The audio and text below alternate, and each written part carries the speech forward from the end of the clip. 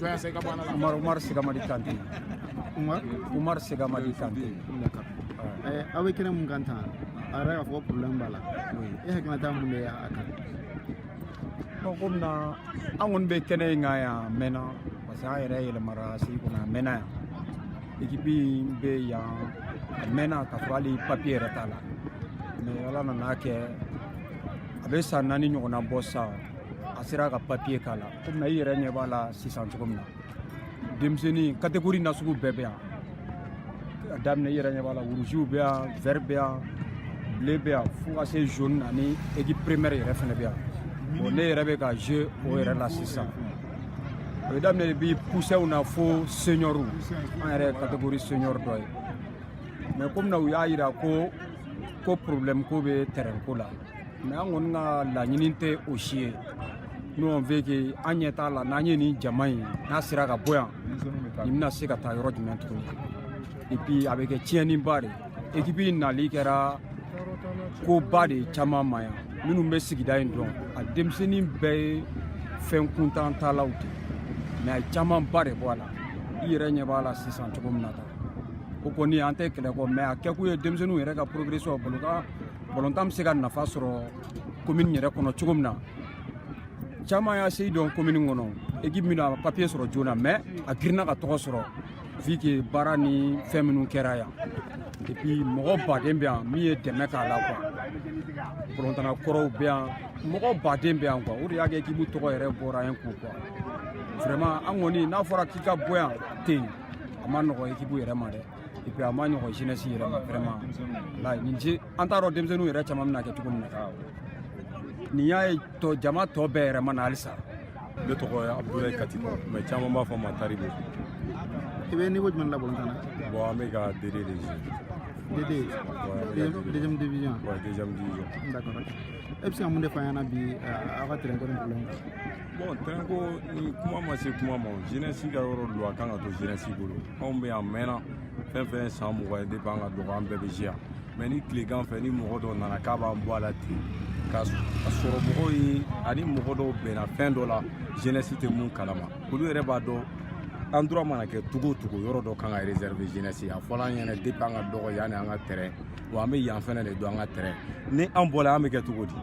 jamana yere be tugo mena benye bala mais ni fe muna ni jamana be ga avancer ayo to jeunesse bulu ni bola sa anga vie détruire ni ama bara foi kala ni balon tata ante foi do note na bola sa metami espacité assez économie jeunesse ta ni te am be jigi be nega vraiment ngon me autorité au délicat fama on délit ka bedeli u kan demen ko la pour que ni ko vraiment u kana se ka ni boshi an jigin ni wallahi an bangi bagaw jigi banga balontana yanro de kama parce que an bebe bosso ka mena do de ke ni an métier ni minana an ta do an be accès sur club muna tuguni an ta do parce que yani an club principal vraiment an be Mali fama Mali ministre Mali président na ni la de kama vraiment ka wuli ka jeunesse demen ko la quoi u kana an terrain mene an jigi nere an jigi ala an jigi akira an jigi Mali autorité ou ka bok an deme vraiment kuma le gune bolo ba donc en sera mo bi aga problème mu be an metre mu yere sans fait o terrain yere ni afora ga foko do ba no fe ka ko gere e bi se mu le fa yana o problème na bon mi se ka mu fi terrain ko ina wati do la bi 100 km ame bolontana don la nana do nana kana piqué do tout len ko mais anta do mo ko mutado site signon do nana fanya ko terrain fere tado ala agence do bolo fere tado mais halo la mo ko yala mais dati teme wati ni do kan musokora do nana présenter ni wele téléphone na ko boko jawara ko mo bila ni ga numéro so ra yere baraka ni wondo ko ke ngo basita la ko abi fe kan ngo bongo domin kaliye ngono abi bel don kada ni ko ne ma sur sa disposition akoma ko samedi ni na ay nyo ay terrain laje ay papier bo aka mawli kono ko titre foncier ba bolo ngone ba ngo vraiment ngono papier bi bolo no fanga de adima ngoni se gam bankonti yoro dima wango na amega championnat ta ame deuxième division na journée totora journée fla bon fédération problème bi yorom na bi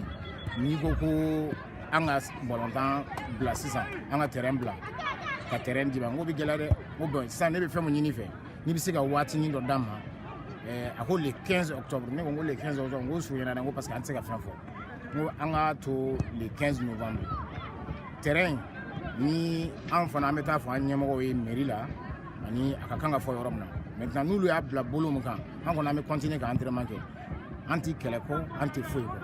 an bɛ fɛ dɔrɔn de k'a dɔn terrain yɛrɛ a vocation ye jumɛn ye parce que kuma caman fɔra terrain na mais an taara mairie la an y'a vérifier an y'a sɔrɔ k'a daminɛ nin yɔrɔ in na yan fɛ ga filɛ nin ye caisse bilenman bɛ yɔrɔ min na fo ka na se mobili jɛman in bɛ yɔrɔ min na fo poto in yɔrɔ an kɛlen ka ɲininkali kɛ an y'a sɔrɔ plan actualisé len ACI 2015 yan ye dabɔlen ye ekɔliso de kama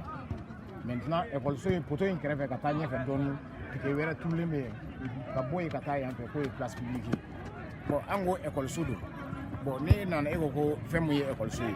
e ko e ta don a sɔrɔla cogo di e yɛrɛ y'a sɔrɔ en tant que particulier e y'a sɔrɔ cogo di mais n'a sɔrɔla cogo min a b'o fɔ an ye n'a sɔrɔ a vocation de yɛlɛmana a bɛna kɛ mun ye k'o ɲɛfɔ an ye maintenant an ni musokɔrɔba an y'o kuma fɔ musokɔrɔba waati sera le 15 sera k'an ka poto bɔ an ka nɔ an tɛ se ka poto bɔ fo mairie mɔgɔw ka trace n'an ye entente sɔrɔ o bɛɛ la maintenant n'a fɔra an ka poto bɔ k'a fɔ ko fɛn ka ɲi ale de ta don an b'a d'a ma bon musokɔrɔba y'a to la ka sin ka taa an t'a dɔn somɔgɔw min b'a bolo u ye weleli kɛ 14e na maintenant 14e commissaire fana k'o ka ne interpeller k'o ka ne minɛ o fana bon vraiment an b'a fɔ bi parce que au lieu qu'à ne interpeller il a appelé le président du conseil national de la jeunesse de la commune 4 M. Koulibaly k'o ka ne wele o ka kuma ne fɛ terrain ko in na ko parce que ko musokɔrɔba ko ne tɛ bɔ a ka terrain na alors que ne ni musokɔrɔba an bɛnna kuma mun kan an tile kelen mun fɔ a ye tuma min a ko terrain y'a ta ye n ko n'o mairie y'a yira k'a fɔ an y'a vérifier après vérification ko yɔrɔ y'a ta ye an bɛ yɔrɔ d'a ma problème foyi t'a la mairie bɛ yɔrɔ wɛrɛ ɲini ka d'a ma an ka kɔrɔbalenw bɛ entraînement kɛ maintenant yɔrɔ min ye espace public ye nin nous allons demander à la mairie vraiment o k'o yɔrɔ d'a ma an k'a kɛ académie ye i bɔra ka denmisɛnnin minnu filmer sisan olu ka to yen on va prendre les maires u b'u to u b'u ka ballon ta an ni mairie mɔgɔw bɛnn'o kan kan bon à notre grande surprise anw welela nin na bon don dɔ la an ɲɛ b'a la musokɔrɔba ye mɔgɔ bila ka na k'u kana baara dɔ kɛ u nana ka na diɲɛ dɔw si piquet turulen kɔ on n'a pas réagi an ma piquet kari an ma fɛn kɛ diɲɛ fana nana ka sin terrain dawoloni na o fana an ma foyi fɔ an y'an jɔ maintenant an kɔni ko tant que no autorisation de construction ni fɛn n'o ma d'a ma n'a nana ka na terrain de traverser sisan sur ɲɛ tɛ bɔgɔ la yan fɛ o kelen ka diɲɛ si yan fɛ n'a ka di n'i tilala i bɛ se ka a diɲɛ fɛn bɛɛ kɛ i ye diɲɛ ta ka bon yen yɔrɔ o diɲɛ a y'o sin maintenant ka bɔ poto in yɔrɔ la ka na yan don fɔlɔ an taara an ko a mairie mɔgɔw aw ko k'a ni musokɔrɔba ko baara ka jɔ fɔlɔ mais musokɔrɔba bɛ ka baara kɛ a ye mɔgɔ bila ka na baara kɛ an nana f'u ye u ka baara jɔ an taara fɔ mairie la mairie ye agent dɔ bila ka na k'a f'u ye u ka baara jɔ don fɔlɔ la c'était des manœuvres maintenant o tɛmɛnen kɔfɛ tuguni o dugusajɛ musokɔrɔba ye mɔgɔ wɛrɛw bila ka na a kɛra mɔgɔ 8 ye mɔgɔ 2 tɛ dɛ o kɛra juma tɛmɛnen ni juma in tɛ dɛ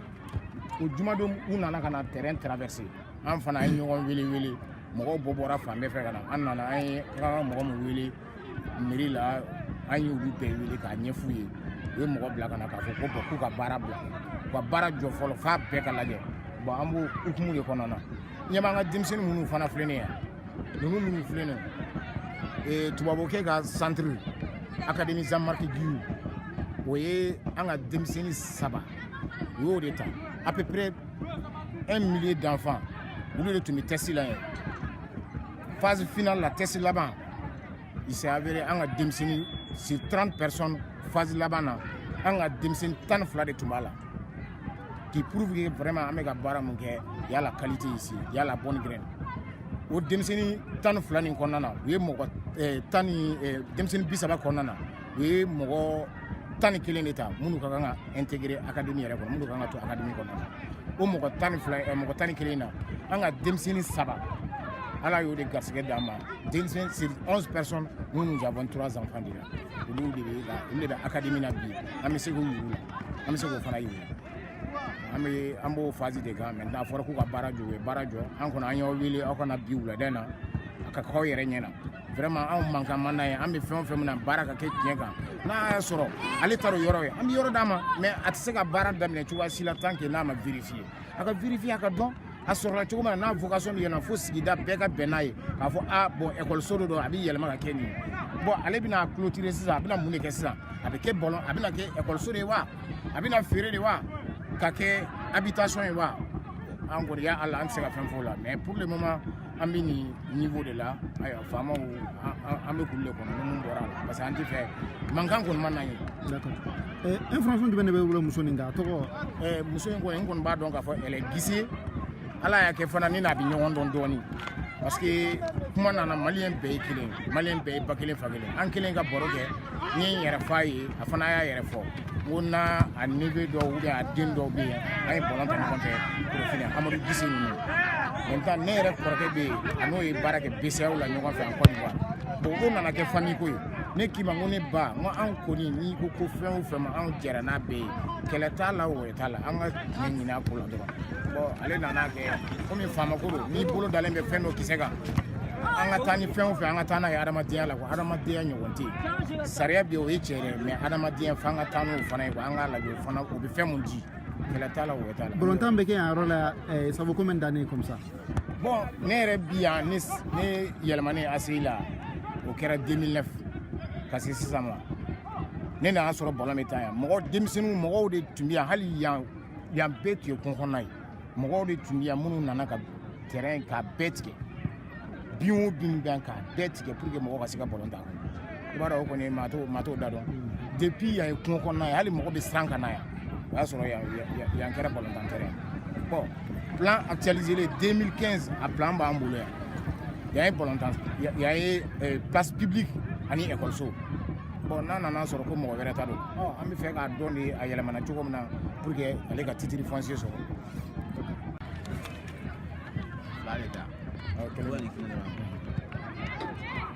ɲɛ bɛ nin na denmisɛnninw bɛ ka ballon tan yɔrɔ min na ni o de ye école ye a sɛbɛnna fila la école place publique nin o de ye yan partie nin ye an bɛ yan fɛ yɔrɔ ye i ɲɛ bɛ Taton Lab yɔrɔ o de filɛ ne yan yɔrɔ la an yɛrɛ ɲɛ b'a la actualisé len ɲɛ b'a la.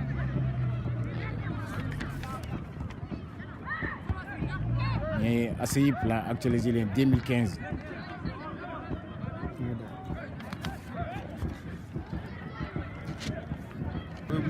Bon, on est à Kilnana, on est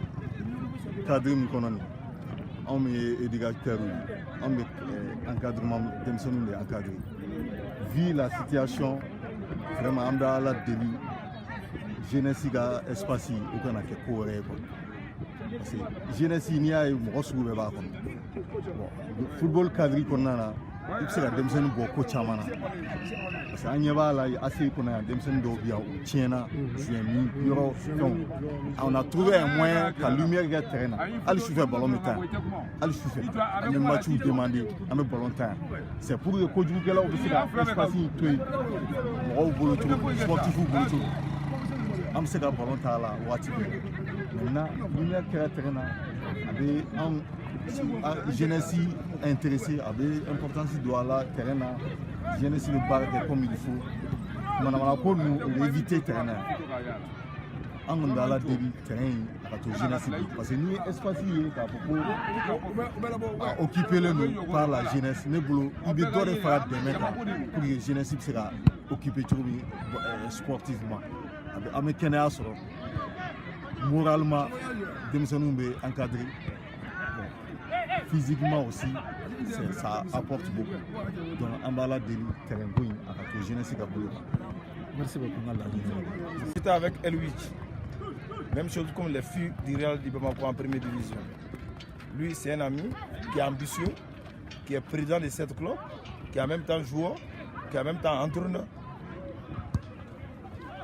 Je suis venu le voir. Quand j'ai vu les enfants sont courageux, je suis venu le voir.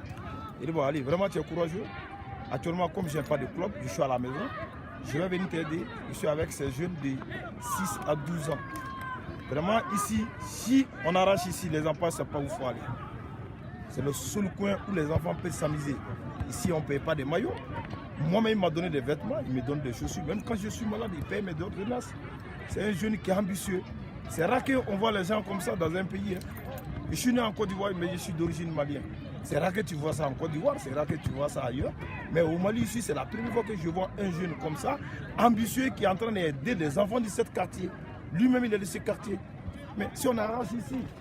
où les enfants vont aller s'amuser, s'il ne faut pas attention, ils vont devenir quoi demain? Des voleurs, ou bien des vagabonds. Mais quand même, ils n'ont qu'à penser aux avenirs des enfants. Ils n'ont qu'à laisser ce monsieur en train de faire un travail. Qui le paye? Personne. Il dépasse des millions par an. Des millions par an. Il va aller où avec ces enfants-là? Vraiment, l'autorité n'a qu'à voir. Ici, ils n'ont qu'à lui donner. Soit, ils n'ont qu'à avoir pitié des enfants de ce quartier. Sinon, du jour au lendemain, il y aura beaucoup de vagabondage au Mali. Ces enfants-là n'ont rien à faire. Quand ils quittent l'école, ils viennent. Ils vont aller. Il y a des enfants de 16 ans, il y a des enfants de 4 ans, il y a 6 ans, il y a 8 ans, il y a au moins 25 ans. Ils sont dans ce quartier et quand ils quittent, ils n'ont pas d'activité, ils n'ont pas autre coin pour s'amuser si ce n'est pas sur ce terrain. Mais si on arrache ce terrain, ces enfants, ils vont aller où? On ne peut pas préparer un pays, on ne peut pas préparer l'avenir d'un pays sans ses enfants. L'avenir d'un pays, c'est les enfants. Tout ce que j'ai à dire, les gens n'ont qu'à voir pour laisser ce terrain à ce monsieur. Il n'est pas là pour d'argent, il est là parce qu'il a envie. C'est tout ce que je voulais vous dire. Ouais, merci.